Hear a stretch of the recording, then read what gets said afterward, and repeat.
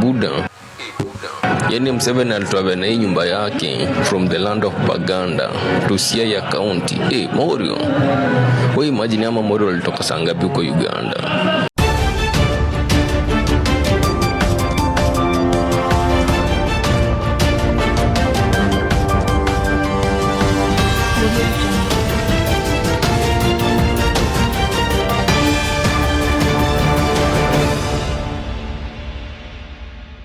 All indicators show that General Kaguta Museveni is failing as a president. And in the next cycle of an election, we're going to have an octogenarian president who is going to be 82 years. It is a concern for all Ugandans to understand that based on our history that we have never had a peaceful transfer of power. And when I see things happen to General Kaguta Museveni, to an extent of moving with a public toilet to another country, it spells doom to our country. When I see his son just thumping that he wants to be the next president, we must all be scared as a country. So, 2 days back, General Kaguta Museveni was invited at the Luo festival in Kenya.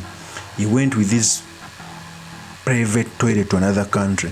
In fact, Ugandans became a laughing stock to Kenyans. It shows you that not only General Museveni is aging, but also our country is at stake. And I may not be surprised that we are easily sliding into a civil war. Every country has ever been here. Zimbabwe has ever been at the same juncture. Okay? Sudan has ever been at the same juncture. And remember, a country that has a history of coups, it's easy for those countries to slide into another coup. That's what is happening. So in this episode, I've come to talk about the visit of General Kaguta Museveni with the public toilet in Kenya, what it means for our politics, and most importantly, the certain materials we can learn from the politics of our nation. But before I do this, I want to let you know that if you're new to this channel, please subscribe. If geopolitics and economics is what you want, this will be definitely the right channel for you to subscribe to.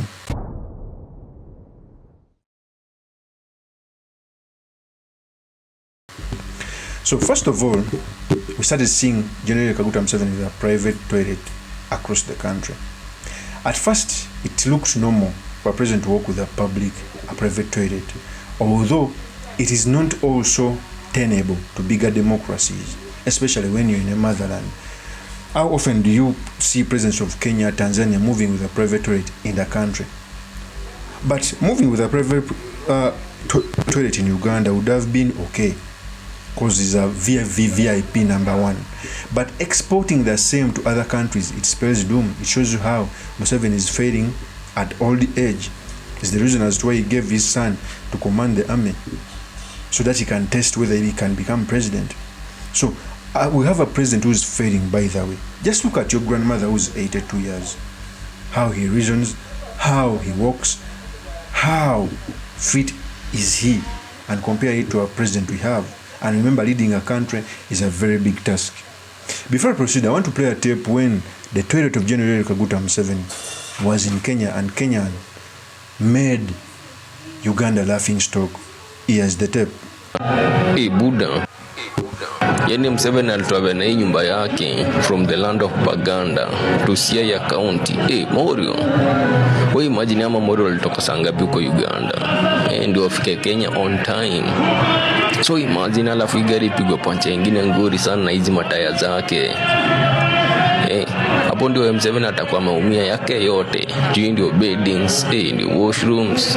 Anasema trustees zetu, si ndio?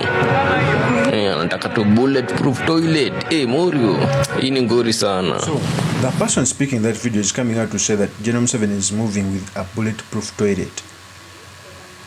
So it shows you how Ugandans are being laughed at. It shows you how we are feeling as a country. In fact, it is a signal which should show us that General Museveni, we must sweet talk him maybe for him to leave power. Countries have done that. But we don't have even a crack in the door to realize this. And us who are coming out to speak against the life presidency are going to be vindicated.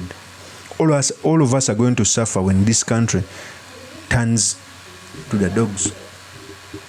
Because all indicators show us that every president who has acted like General Kaguta Museveni, being in power without letting go, has made the country to run into a civil war. A clear example is Sudan. Omar al-Bashir ruled for almost 30 years. He used to win election at 90%. What is happening now? In fact, us Uganda and Sudan are like reading the same book.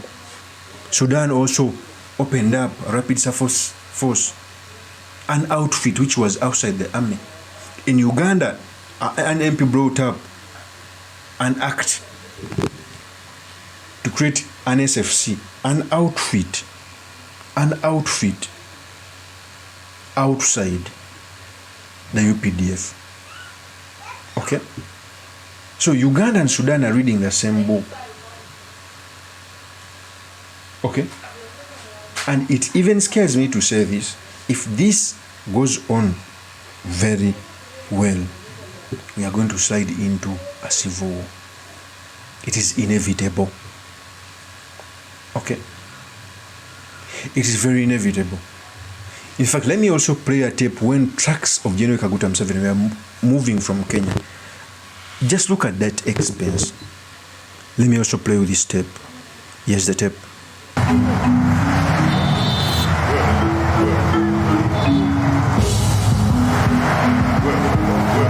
can even give you some rub myself.